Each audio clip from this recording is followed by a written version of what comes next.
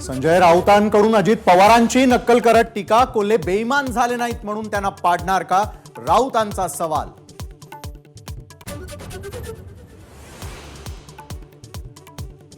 दोन 2024 मध्ये मोदी पुन्हा पंतप्रधान होणार नाही. संजय राऊतांचं वक्तव्य. ईव्हीएम नसेल तर भाजप ग्रामपंचायत पण जिंकणार नाही, राऊतांचा हल्लाबोल.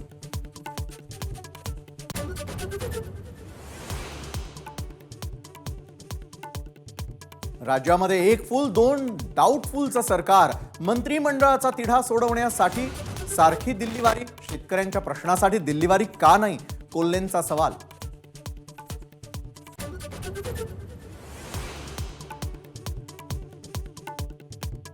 काँग्रेसच्या प्रमुखांकडून अजून जागा वाटपाचा कोणताही प्रस्ताव नाही. राष्ट्रवादीशी जागा वाटपाचं जवळपास निश्चित. वंचितबाबत येत्या 2 दिवसात निर्णय. उद्धव ठाकरेंचं स्पष्टीकरण.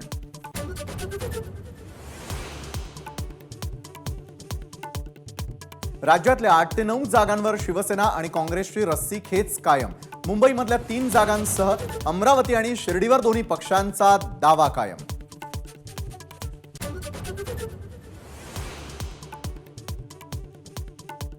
महायुतीच्या जागा वाटपाची प्राथमिक चर्चा महाराष्ट्रात होणार. त्यानंतर दिल्लीतले पक्षश्रेष्ठी जागा वाटपाला हिरवा कंदील दाखवणार.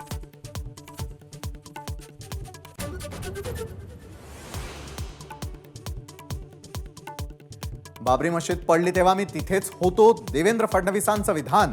फडणवीसांच्या वजनानंच बाबरी पडली, उद्धव ठाकरेंचा टोला.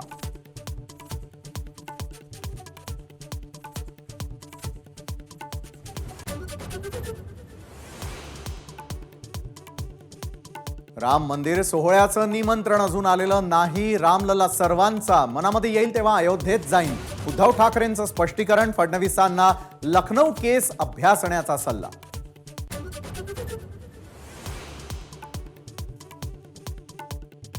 पंतप्रधान मोदींच्या हस्ते अयोध्या धाम रेल्वे स्टेशनचं लोकार्पण. तर देशभरातील 6 वंदे भारत आणि 2 अमृत भारत ट्रेन्सना हिरवा कंदील.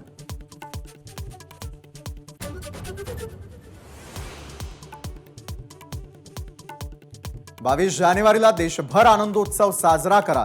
पंतप्रधान मोदींचं आवाहन. मकर संक्रांतीला सर्व तीर्थस्थळांवर स्वच्छता मोहीम राबवण्याची घोषणा.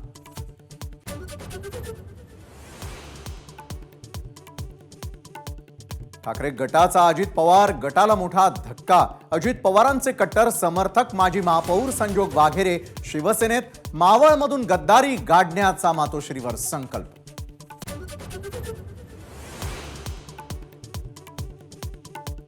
नागपूर बँक घोटाळा प्रकरणी माजी मंत्री सुनील केदार यांना मोठा धक्का. केदार यांचा जामीन अर्ज कोर्टानं फेटाळला.